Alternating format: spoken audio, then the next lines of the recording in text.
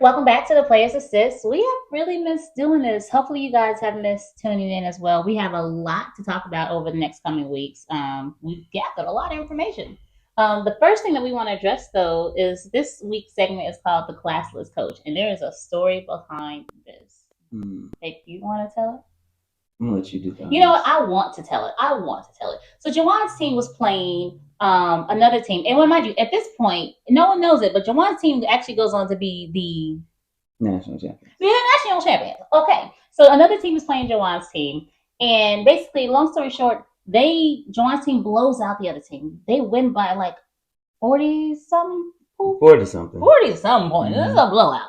So they win by like 40 something points. And after the game, they do the little line where everyone's saying good game, dapping each other up. Jawan's in the line and the coach comes past him and refuses to shake Jawan's hand, walks right past him. And my husband, being my husband, can't just let that go. So he turns to him and he's like, so you're not going to shake my hands? I mean, they're in front of the kids and everything. You're not going to shake my hand? And the man says to you, he says, well, not if you're going to be in that classes.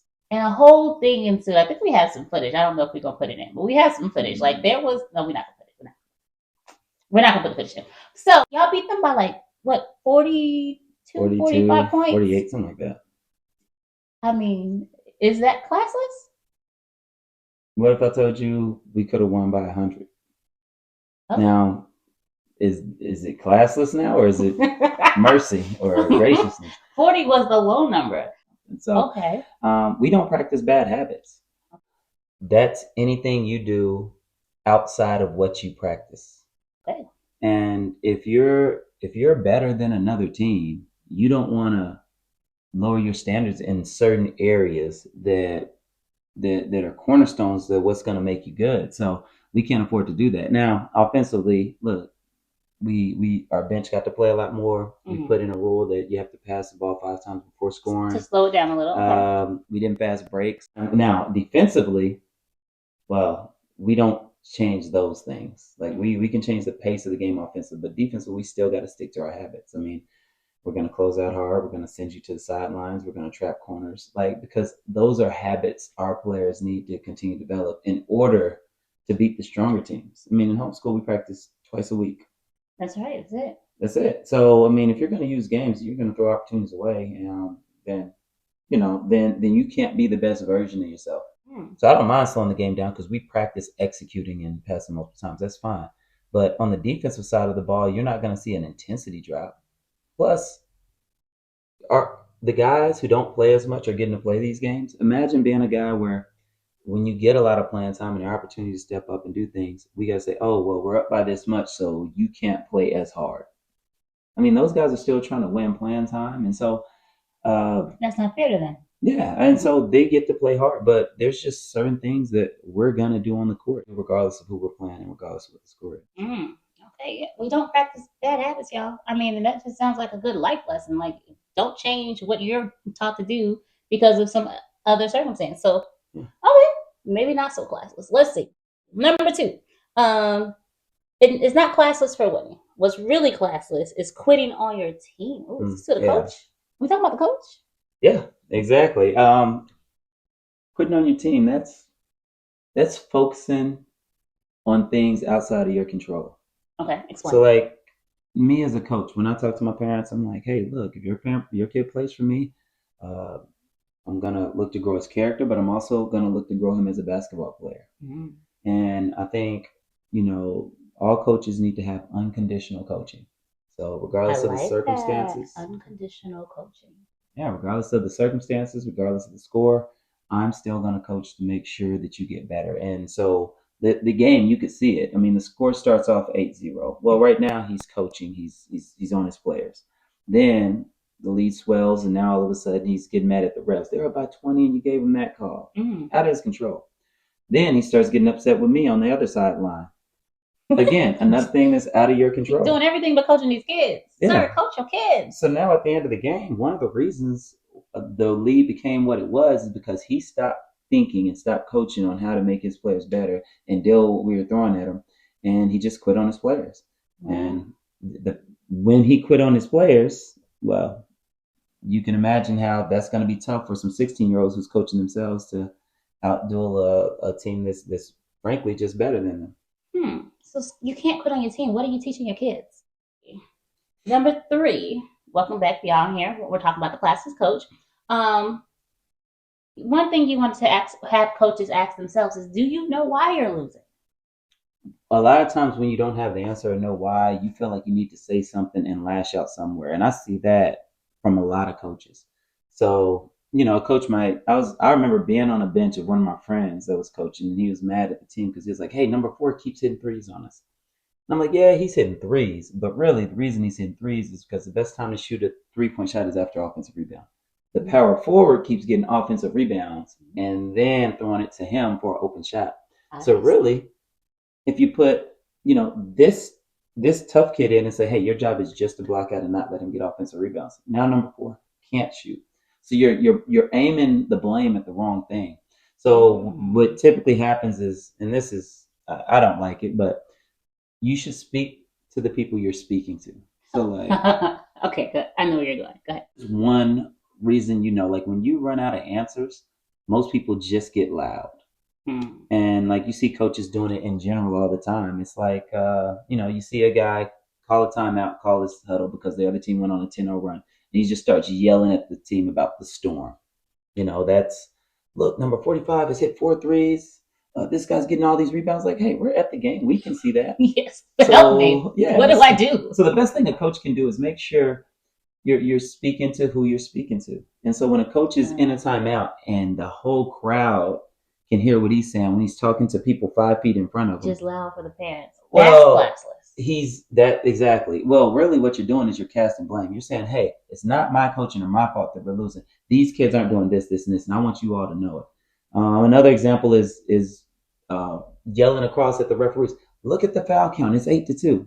Now, I'm not saying there's never bad officiating, but what I am saying is maybe you have something to do with that as a coach. Maybe instead of just scrimmaging all practice and not calling fouls and allowing your guys to play defense with their hands, maybe that other coach teaches his team to play defense with their feet. Help them recover, wall up. I know a coach teaches those things, so yeah. Well, but if that happens and the other coach is coaching a lot better, then of course I can see how the foul count can be 8-2. But basically, that's a gripe to say, look, fans, we're being cheated. And that's not always the case. So usually loud to me equals classless because you're not holding yourself or your team accountable. Grandstanding for the audience. Exactly. Yeah, and that's not unconditional coaching. I love that phrase, unconditional coaching. All right, number 4 for the Classless Coach. You did beat them by 40-something points. We understand that was, we don't practice bad habits. You have to create expectations for your team, and the other team needs to know why they're losing. The question is, or everyone wants is probably asking, is it unsportsmanlike though to just with all those things? Do you still think there was some unsportsmanship in it? I don't think so, because like, again, if you're going to sign up for any kind of sport, you run the risk of losing. There's a risk. You risk and losing big, and you run the risk of injury. Like, that's a risk you run every time you step onto the floor. Unsportsmanlike isn't a score. Unsportsmanlike is a behavior. So, if it's my job as a coach to teach our kids how to deal with success and how to deal with failure. I mean, I don't think people realize that you have to teach yourself how to conduct yourself when you're successful. I mean, once they become at a certain level or make a certain amount, like even in life, they start thinking people are beneath them. So you got to teach kids, hey, look, even though we're up by 40, and that's what I was proud of. Our kids were up by a lot of points, but we didn't start showboating. We didn't start, turning into a dunk contest, 3-point shooting, all the other stuff. And so I thought we handled ourselves behavior-wise well. I thought his team handled themselves well to be losing. I just thought he didn't. I mean, and you have to teach your kid, because you're the example. You're the coach. Hey, I'm going to teach your kids how to win correctly, and I'm going to teach them how to lose correctly. I don't think that coach was teaching his kids how to lose. Not with the tantrum he was doing. Oh, I didn't mean to that. Okay. And so I think classlessness isn't a score. It comes down to how you behave despite the score. And we're very proud of our boys because they did very well. Yeah. Well, number 5, here's your biggest advice for a coach in this situation. What would you say to them? Never lose twice. Never lose twice. Like, don't lose on the scoreboard, and don't lose with the teachable moments. Oh, okay. Yeah, you remember I was telling you we played the Australian national team. Oh yes, tell them. Yeah. So look, we're facing a team that's bigger, stronger, faster. And then we start the game. We've played teams like that before, but then we saw that they're executing at a very high level. They're running European ball screens, something that they don't run here in the States, so we don't prepare for it. They're doing things on purpose. Let's say that. So I call it timeout. 2 minutes into the game, because as a coach, it's my job to manage expectations. He says, "We're not gonna win. We're not gonna win, boys. We're not gonna win."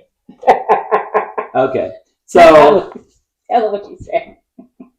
What I told the players is, I said, "Hey, look, the only way you're gonna upset me is if you start playing the scoreboard, because y'all are losing this game."